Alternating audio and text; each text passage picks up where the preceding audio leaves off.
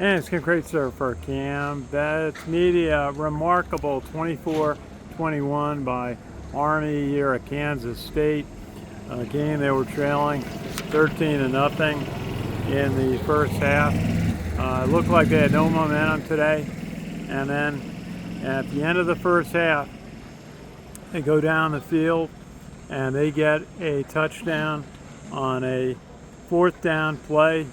4th and 2, the clock about to run out on the half, and get a 2-yard pass from Cale Helms to Brady Anderson, and gave Army some life going into the second half. They got the ball back with a kickoff, and then they go down the field and take the lead on a drive that took a option pass from Noah Short to Brady Anderson, went 52 yards, helped set up Cale Helms for a 1-yard rush. And then on the ensuing kickoff, it all broke down. Just what Army really prides itself on, special teams.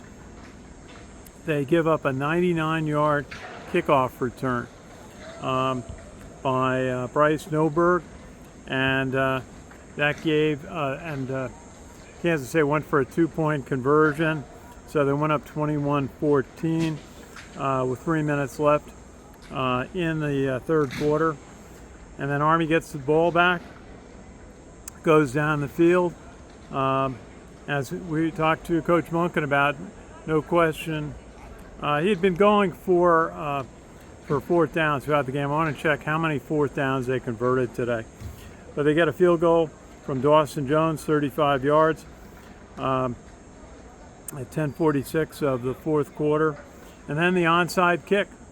They get an onside kick. Coach Munkin explained it really wasn't designed that way, but it was supposed to be a pooch punt kickoff, and it bounced off one of the Kansas State players, and Army recovered it.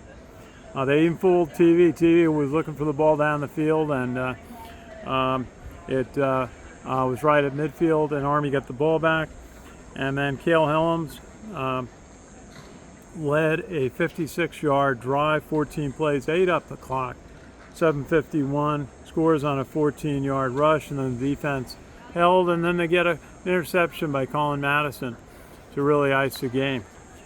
Just looking at some of the stats, Cale Helms in his first start, 41 carries, gained 152 yards, netted 124, lost about 15 yards in the last series when he was just trying to run out the clock and was taking losses just to run the clock down. Rushed for 2 touchdowns. Noah Short gained 61 yards, 6.1 a carry. Carson Smith got carried 9 times, 23 yards. Briggs Bartosh got in, and Hayden Reed had 5. David Clark, Jake Rendina had carries tonight. And then Cale Helms, 7 of 11 throwing, 43 yards and a touchdown. The one key one at the end of the first half to Brady Anderson. Noah Short on the option play goes 52 yards. And Brady Anderson, 3 catches for 64. Samari Howard, 16 yards. He made 3 catches. Noah Short caught 2 for 15. Carson Smith, Parker Poloski also had passes targeted. James Wagensella, 3 punts, averaged 45 yards a kick, which really helped put the Kansas State offense back deep on each occasion.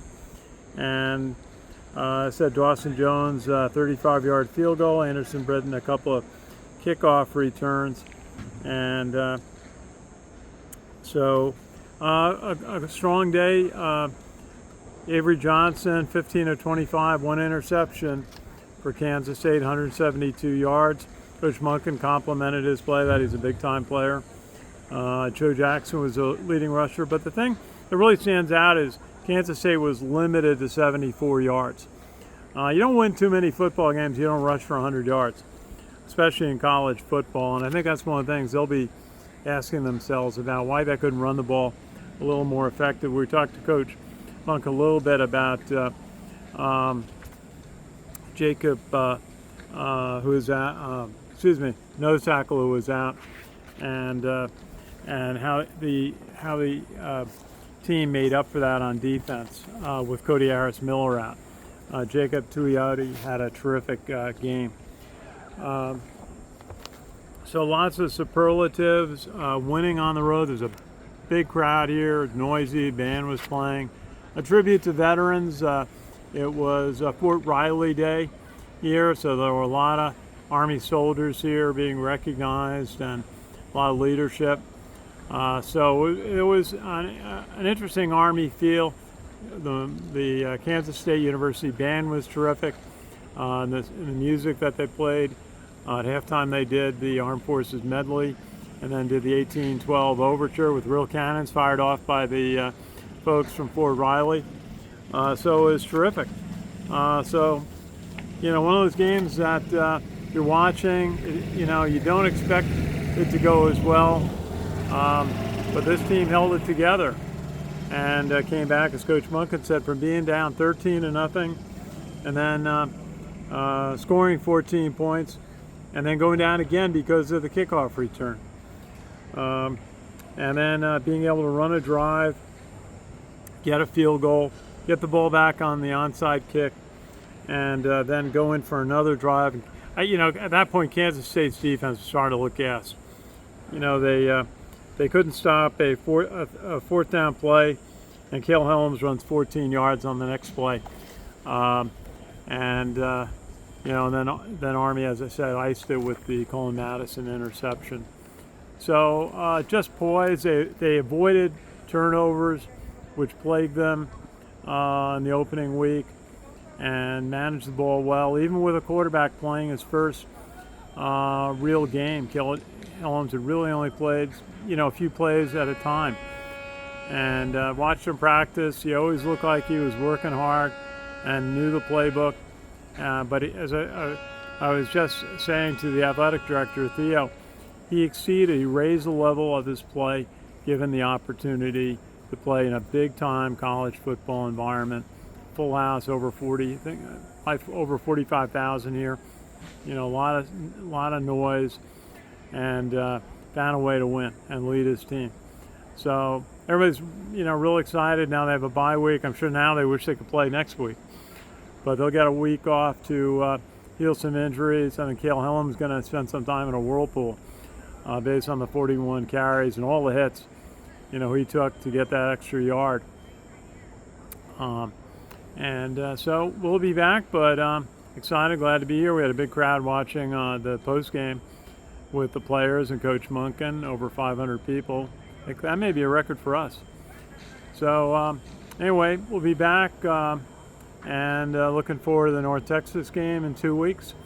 And just one of those memorable games that you say, gosh, that was really fun to be here, and watch it unfold, and know the players.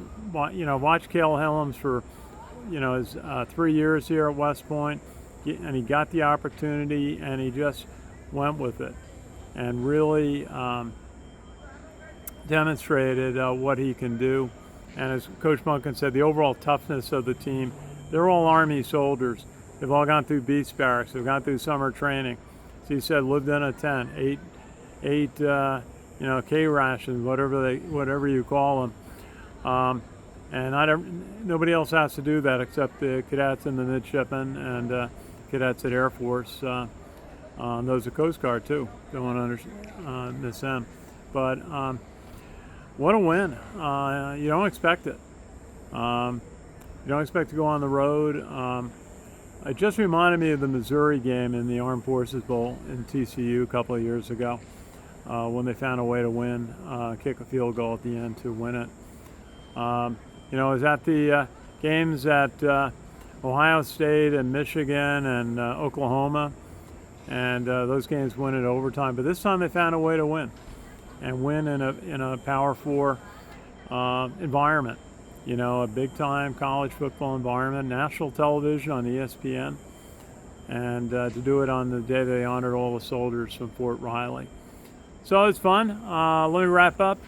And this is Ken Kraetzer for Cam Vets Media. We cover cadets, midship, and the military and veterans proudly since 2008. Thanks for watching.